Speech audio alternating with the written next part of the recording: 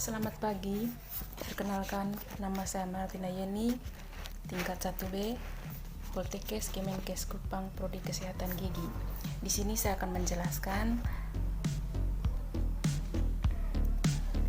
pengaruh kesehatan gigi terhadap ibu hamil. Seorang ibu hamil akan mengalami peningkatan hormon. Hal tersebut menyebabkan respon peradangan yang diberikan tubuh terhadap faktor-faktor yang ada di dalam rongga mulut, seperti sisa-sisa makanan yang membentuk plak. Respon peradangan yang berlebihan ini akan menyebabkan ibu hamil lebih rentan mengalami gingivitis. Gingivitis adalah kondisi mulut yang mudah berdarah dan membengkak. Biasanya, kondisi ini akan muncul pada ibu hamil berpuncak pada trimester pertama. Selain itu, peradangan yang berlebihan juga akan muncul yang namanya granuloma. Granuloma atau granuloma piagmetik. Granuloma piagmetik biasanya terjadi pada 5% populasi kehamilan. Kondisi tersebut merupakan kondisi yang terlihat memerah dan menghalus di permukaan gusi dan berbentuk bulat. Granuloma piagmetik sering terjadi di depan gusi dan lebih banyak lagi di depan gigi. Kondisi tersebut sering terjadi pada masa trimester pertama pada kehamilan dan akan bertumbuh lebih cepat dan biasanya akan mengempes pada saat ibu hamil melahirkan. Selain itu, kegoyahan gigi juga ada kaitannya dengan masa kehamilan. Gigi seri atas yang sering mengalami kegoyahan pada saat masa kehamilan dan yang sering terjadi pada saat masa terakhir kehamilan.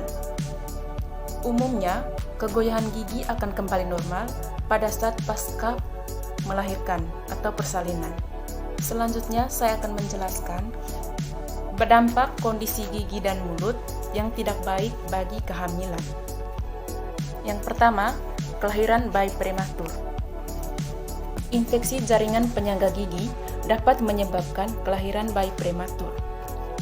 Ibu hamil sangat rentan mengalami gusi berdarah apabila tidak menjaga kebersihan mulut dan gigi dengan baik. Infeksi tersebut akan menjadi sebuah peradangan yang umumnya kegoyahan gigi akan kembali normal pada saat pasca melahirkan atau persalinan. Selanjutnya saya akan menjelaskan berdampak kondisi gigi dan mulut yang tidak baik bagi kehamilan.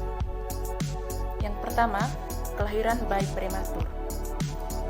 Infeksi jaringan penyangga gigi dapat menyebabkan kelahiran bayi prematur.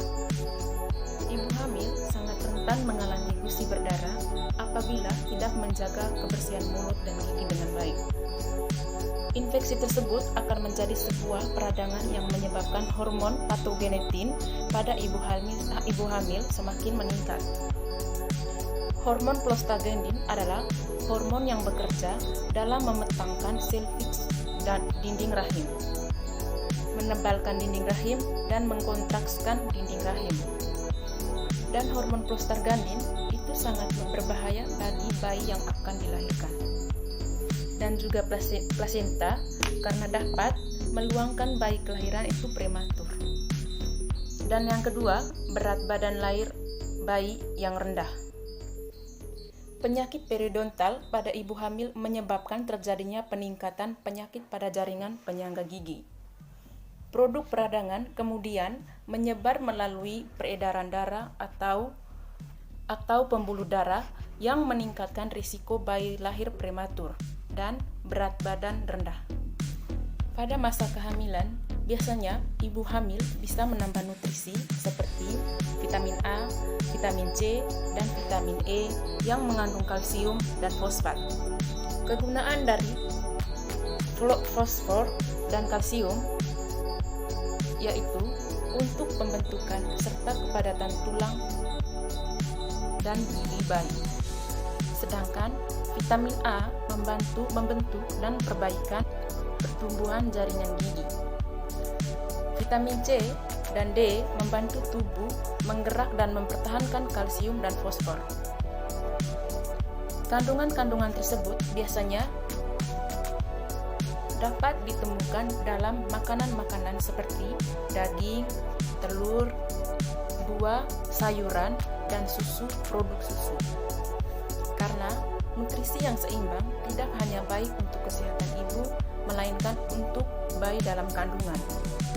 Nutrisi yang seimbang akan mendukung pembentukan atau perkembangan tulang dan gigi bayi.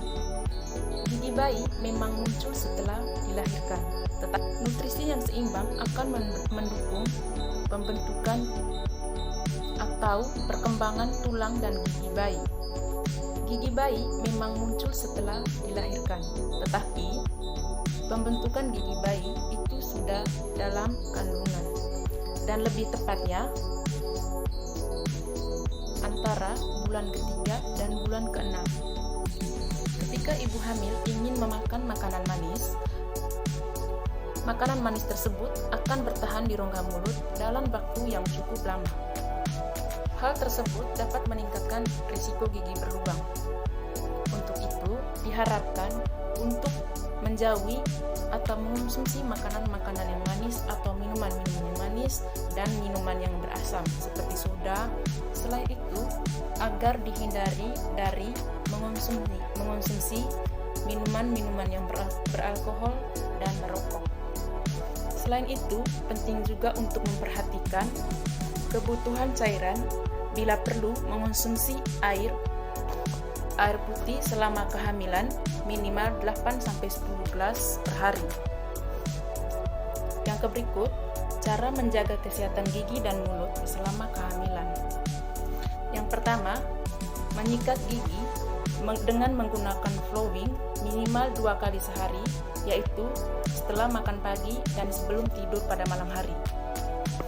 Tujuan utama dari menyikat gigi atau menggosok gigi adalah untuk menghilangkan sisa-sisa makanan di dalam rongga mulut. Dengan menyikat gigi dan flossing, maka kebersihan rongga mulut dapat terjaga dengan baik dan terhindar dari segala dampak buruk. Pada saat kehamilan, jika ingin muntah, jangan langsung menggosok gigi. Karena jika muntah, cairan asam lambung akan naik ke rongga mulut dan akan mengenai gigi. Dan tentunya rongga mulut akan menjadi lebih asam.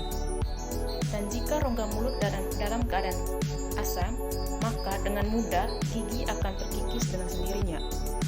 Sehingga risiko pada gigi berlubang dan gigi sensitif akan semakin meningkat.